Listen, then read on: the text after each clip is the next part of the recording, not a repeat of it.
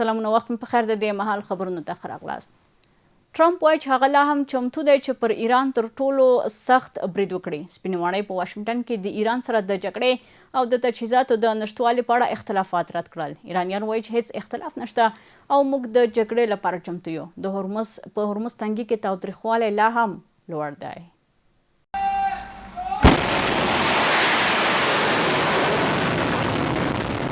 رویټرز خبري اژانس د خبرو سرچینو له قوله راپور ورکړی چې ایران خلیجي هیوادونو ته خبرداری ورکړی که امریکا یو ځل بیا پر ایران برید وکړي نو د دغو هیوادونو د انرژي بنسټیز زیربناوې به په نښه کړي. یاد اژانس ویلي دا پیغام د ډونالډ ټرمپ له لوري د ایران پر انرژي تاسیساتو او زیربناوو د برید له ګواښ وروسته د لوړې کچې ډیپلوماټیکو اړیکو له لارې د دغو هیوادونو چارواکو ته رسول شوی دی. ورته مهال خلیجي سرچینو ویلي چې سعودي عربستان له ډونالډ ټرمپ غوښتي چې پوځي اقدامات وځنډوي او خبرو اترو ته دوام ورکړي. په همدې حال کې واشنګټن پوسټ امریکایي ورځپاڼې د باخبرو سرچینو له قوله راپور ورکړی چې ولسمشر ډونالډ ټرمپ په کمپ ډیویډ کې له خپلې کابینې سره د وروستۍ غونډې پر مهال د جګړې له وزیر پیټ هیګس څخه د وسلو او مهماتو د زیرمو د کمښت په اړه د وضاحت غوښتنه کړې ده. د ورځپاڼې پر وینا ټرمپ د امریکا د وسلو د زیرمو د کمښت په اړه له وړاندې شویو معلوماتو ناخوښي ښودلې او د دې موضوع د لا زیاتې څېړنې غوښتنه کړې ده. تر دې وړاندې CNN خبري شبکې راپور ورکړی و چې له ایران سره جګړې د امریکا د هوایي دفاع د توغندي او شاوخوا 80 سلنه زیرمې مصرف کړي دي. خو د دفاع وزیر پیټ هیګس دغه راپور رد کړی و. واشنګټن پوسټ لیکلي د وسلو د زیرمو کمښت د ولسمشر ډونالډ ټرمپ پر هغې وروستۍ پریکړه اغیز کړی چې له مخې د ایران د حکومت پر ضد د امریکا پراخ پوځي عملیات ځنډول شوي دي.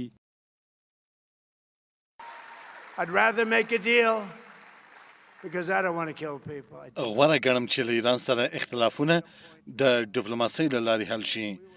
زه دا غوره ګڼم چې یوې هوکړې ته ورسیږو ځکه نه غواړم خلک ووژل شي. زه نه غواړم هیڅ څوک ووژل شي خو ښایي په یو پړاو کې دې کار ته اړ شو. خب حتی آمریکا بیاد بگه که بله ما بهترین مسیر همین مسیر تعامل و دیپلماسی است و آمریکا آماده است که برگرده به تعهدات خودش. آیا باز همین هم ضمانت هست؟ حتی اگر آمریکا بیاد اذعانم بکند که خب اون مسیری که در پیش گرفته شد مسیر اشتباه، حتی اذعان به اشتباه هم بکند، باز آیا این باید برای ما اطمینان خاطر فراهم بکنه؟ نه، ما واقعا برای ما نباید اطمینان خاطر فراهم بکنه. ما در شرایط بی‌اعتمادی با آمریکا مذاکره کردیم و اگر قرار هر رویکرد دیگری و هر در واقع مسیر دیگری مد نظر قرار بگیره همچنان باید مبتنی بر بی‌اعتمادی به آمریکا باید باشه. لدې سره سم په همدې حال کې د ایران ولسمشر مسعود پزشکیان ویلي د تیر کال د مرغومې یا جدي میاشتې پیښې هیڅکله د هېرېدو نه دي. هغه کسان چې له هیواد بهر ناست دي او ځانونه پوهان او رونان د فکر کوي خو د وژل شویو شمېر 10 یا 40 زره ښیي بې غیرته او وطن پلورونکي دي. به هیچ وجه آدم از ذهنش نمیتونه خارج کنه که جوانای ما یه تعداد زیادشون فوت کردن، شهید شدن، یه تعدادشون صدمه دیدن، یه تعدادشون یه سری اعضای خودشون رو از دست دادن. شما نگاه کنید این آدمایی که تو خارج نشستن بعد خودشون دلسوز، خودشون عالم و گاهن هم قیافه های چنان در حقیقت روشنفکر و دانشمندی نشون میدن که آدم خیال میکنه دیگه واقعا اینجوریه. یه عدد 3000 رقمی رو 40,000 گفتن و بعد مردم رو به تحریک وادار کردن. این نشون میده اینا چقدر نامرد و وطن فروشن. دا په داسې حال کې ده چې ایراني چارواکو ویلي د هرمز تنګي له لارې د بیړیو د خوندي تګ راتګ لپاره یې له عمان سره د یوې لارې په اړه هوکړه کړې ده. د ایران د بهرنیو چارو وزارت ویاند اسماعیل بقایي ویلي چې دغه هوکړه اوس خپلو وروستیو پړاوونو ته رسېدلې ده. د ایران د ایرنا خبري اژانس د راپور له مخې بقایي ویلي چې د ایران او عمان ترمنځ دوه اړخیز تفاهم یوازې د هرمز تنګي له لارې د خوندي تګ راتګ تضمین نشي کولی ځکه د هغه پر وینا د سیمې امنیتي وضعیت لا هم د امریکا له روانې محاصرې او د ایران د ګټو پر ضد له نورو تهاجمي ګواښونو او اقداماتو سره تړاو لري. د بغلان ولایت د عامې روغتیا ریاست د ملګرو ادارو سره په همکارۍ د مور د شیدو ورکولو د نړیوالې اونۍ په مناسبت د ډلهییز واکسیناسیون په څنګه کې د پوهاوي پروګرام ترسره کړ. په دې پروګرام کې د پوهنې لارښوونو، حج او اوقافو اطلاعات او کلتور، د آغا خان بنسټ او ادا بنسټ یو شمېر روغتیا پالانو او استازو ګډون درلود او د اسلامي دین له مخې د مور شیدو ورکولو په اهمیت د ماشومان په وده او روغتیا کې د هغې رول د دې کلتور د ترویج اړتیا باندې ټینګار وکړ. په بغلان ولایت کې د مور په شیدو د تغذیې د نړیوالې اونۍ په مناسبت د پروګرام جوړېدل. د بغلان ولایت د عامې روغتیا ریاست د همکارو ادارو په همغږۍ د مور په شیدو د تغذیې د نړیوالې اونۍ په مناسبت د دې ریاست د کلتوري معافیت په امریت کې د عامه پوهاوي یو پروګرام جوړ کړ. په دې پروګرام کې د بغلان د عامې روغتیا رئیس، یو شمېر ډاکټرانو او د پوهنې، ارشاد، حج او اوقاف، اطلاعات او فرهنګ ریاستونو، د آقا خان دفتر او د موسسې استازو ګډون کړی و. ګډونوالو د اسلام له نظره د مور په شیدو د ماشوم د تغذیې پر اهمیت، د ماشومانو په سالمه وده او روغتیا کې د هغې پر ارزښت او د دې سالم فرهنګ د دودولو پر اړتیا خبرې وکړې. په دې رابطه باندې بیا حتی علماو تحقیق هم کړی ده چې مور ماشوم ته شیدې ورکوي په څه انداز کې به ورکوي، څونه وخت کې به ورکوي. 6 میاشتې به خالص شیدې وي، په هغه کې به هیڅ غذا نه وي چې بل ماشوم غذا وخوري بغیر له شیدو څخه. له 6 تر 12 میاشتو پورې ته مسلکي ډاکټر صاحبان په دې پوهېږي، بیا به لږ ورسره نوره غذا هم ورکوي، اما شیدې به زیاتې وي. اما له 12 تر اخوا د 2 کالو پورې بیا که شیدې کمې هم وي، غذا که زیات وي، مشکل به نه وي. بسم الله با الحمدلله شیر پاک خود را به فرزند خودت در آینده میتونیم ما از او یک نسل خوبی داشته باشیم. در آینده ما میتونیم یک کسی فعالی داشته باشیم. میتونیم مانندی که پیشتر حاج مولوی صاحب گفت با اخلاق، با حوصله، با بسیار نزاکت های خوبی داشته باشیم. د عامې روغتیا مسؤلان وایي تیر کال د بغلان ولایت روغتیایي مرکزونو ته 225,945 ماشومان مراجعه کړې وو. له دې ډلې 40,016 منځنۍ کچې خوارځواکۍ او 9,144 نور په شدیدې خوارځواکۍ اخته ماشومان ثبت شوي دي.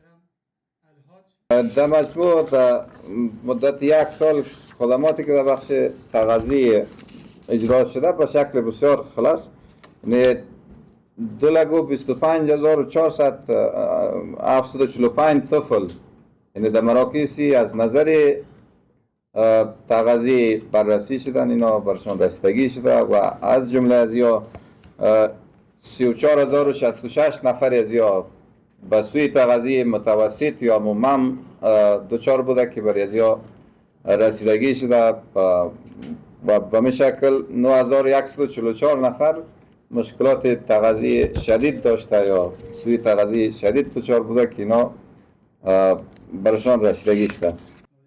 د یادونې وړ ده چې د مور په شیدو د تغذیې نړیواله اونۍ هر کال د افغانستان په ګډون د نړۍ په بېلابېلو هیوادونو کې نمانځل کیږي. د دې پروګرام موخه دا ده چې کورنۍ د مور په شیدو د ماشوم د تغذیې له ارزښت څخه لا زیات خبر شي او میندې وهڅول شي چې د ماشوم د ژوندون په لومړیو 6 میاشتو کې هغه ته یوازې د مور شیدې ورکړي. د تخار ښاروالۍ د سیمه ییز کلتور، هنر او ارزښتونو د درناوي په موخه د تالقان په ښار کې کلتور د ښار په هنداره کې غونډه جوړه کړه چې یو شمېر کلتوري شخصیتونو، لیکوالانو، هنرمندانو او سیمه ییزو چارواکو پکې ګډون کړی و. د دې غونډې د کلتوري میراثونو په ساتنه او په ښاري پراختیا کې د کلتور پر رول ټینګار وشو. فرهنګ د یوې ټولنې د هویت، تاریخ او میخینې څرګندونه کوي. د همدې موخې لپاره د تخار ښاروالۍ ښار د فرهنګ په هنداره کې تر سرلیک لاندې یوه فرهنګي غونډه جوړه کړه څو د دې ولایت د فرهنګي او هنري وړتیاوو د معرفي کولو لپاره مناسب فرصت برابر شي. په دې غونډه کې یو شمېر فرهنګیان، شاعران، لیکوالان، ځوانان او سیمه ییز مسؤلان ګډون کړی و. ګډونوالو په ټولنیز یووالي، د ګډ تفاهم په پیاوړتیا او د ټولنې په پرمختګ کې د فرهنګ د ارزښت او رول په اړه خبرې وکړې. مسئولین شهرواری صاحب در پهلوش باشد، در پهلوی از اینا ملت باشد تا اینکه بتوانیم یک شهر بسیار صاف، پاک، ستره و خالی از کثافات و نجاسات داشته باشیم. فرهنگ در آینه شهر یعنی شهر بازتاب دهنده فرهنگ، ارزش‌ها، باورها و شیوه زندگی مردم است. ظاهر و نظم شهر، رفتار شهروندان، معماری، فضاهای عمومی، پاکیزگی، رعایت قوانین، حفظ محیط زیست و نحوه تعامل مردم با یکدیگر همگی نشان دهنده سطح فرهنگ یک جامعه است. ګډونوالو د فرهنګي فعالیتونو د ملاتړ، د تاریخي ارزښتونو د ساتنې او په تخار کې د هنر او ادبیاتو د ودې لپاره د لا زیاتو فرصتونو د برابرولو پر اړتیا ټینګار وکړ. شهر تنها به چند تا کمپلکس تجارتی یا به چند تا آسمان خراش هایی که از نظر فیزیکی اعمار شده ساخته شده گفته نمیشه، بلکه شهر آینه تمام نمای از فرهنگ، اصول، نظم، نظافت و همانا معنویاتی که دین گفته بیانگر یک ملت است.